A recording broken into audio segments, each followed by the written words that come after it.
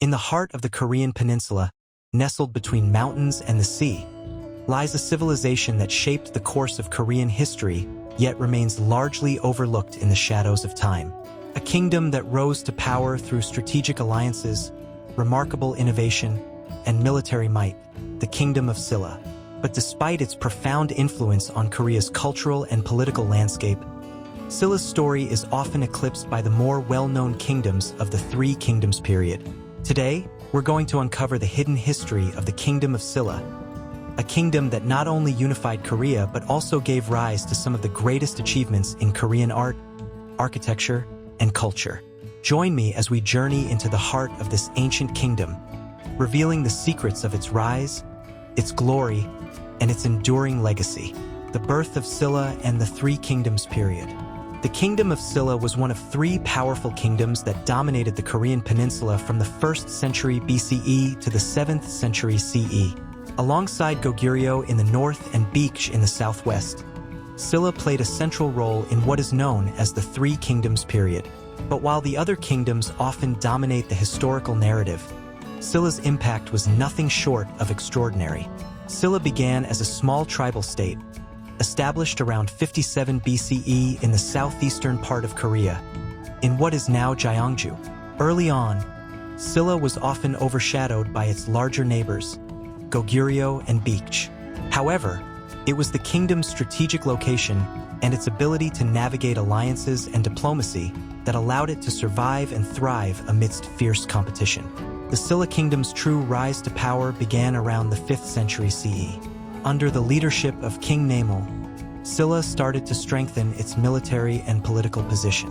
But it wasn't until King Jinhung's reign in the 6th century that Silla truly began to shine. King Jinhung's military prowess and political acumen allowed Silla to expand its territory and become a formidable power. He is credited with consolidating the early kingdom and laying the groundwork for its eventual unification of the Korean Peninsula.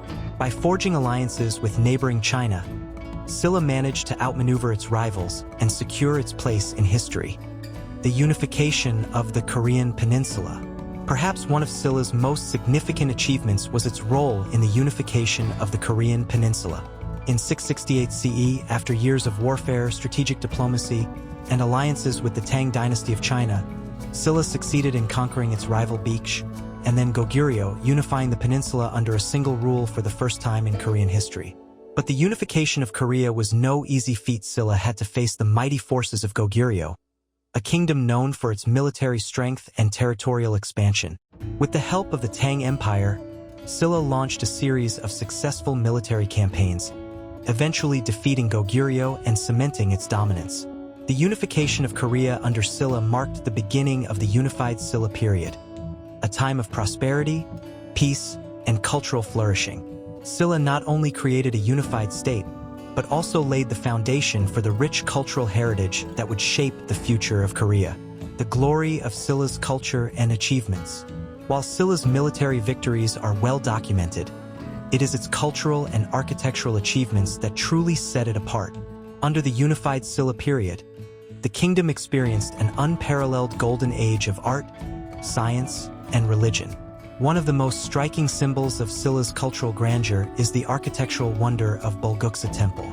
Built in the 8th century, Bulguksa is a masterpiece of Buddhist architecture and art.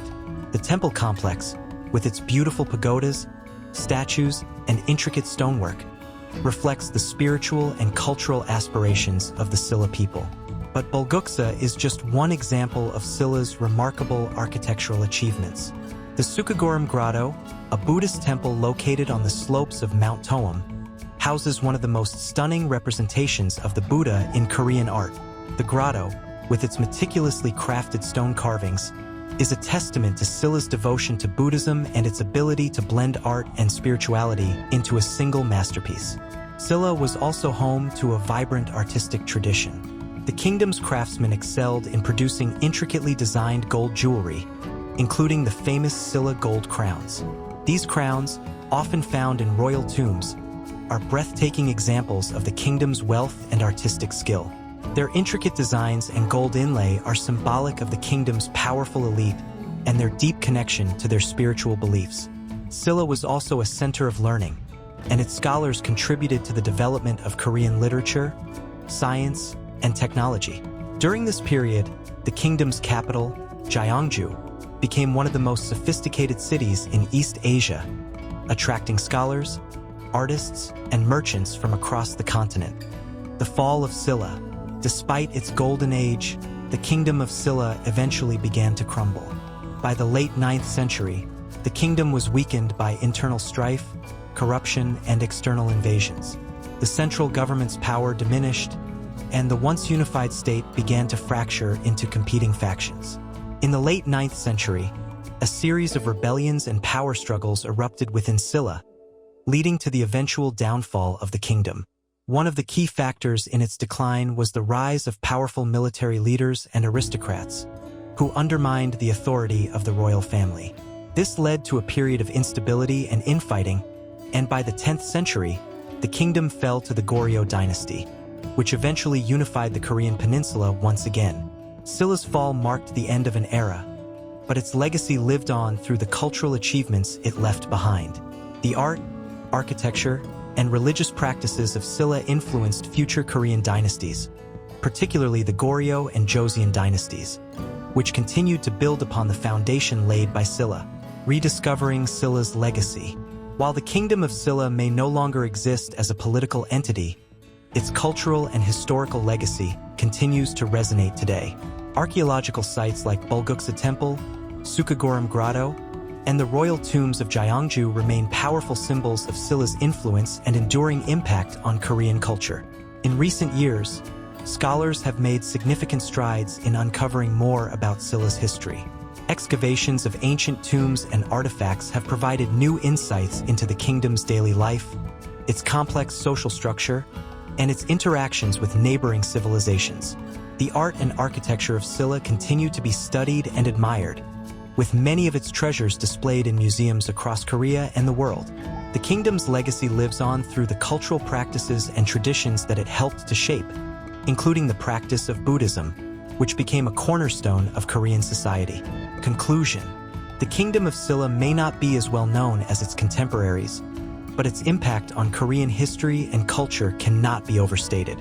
From its military conquests that unified the Korean Peninsula to its artistic masterpieces that continue to inspire, Silla was a civilization that laid the groundwork for much of Korea's future development.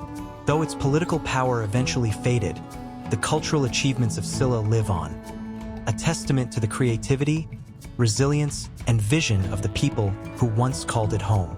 Thank you for joining me on this journey through the hidden history of the Kingdom of Silla.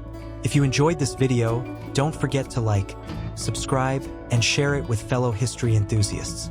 Let's continue uncovering the forgotten stories of the past, one kingdom at a time. Thanks for watching.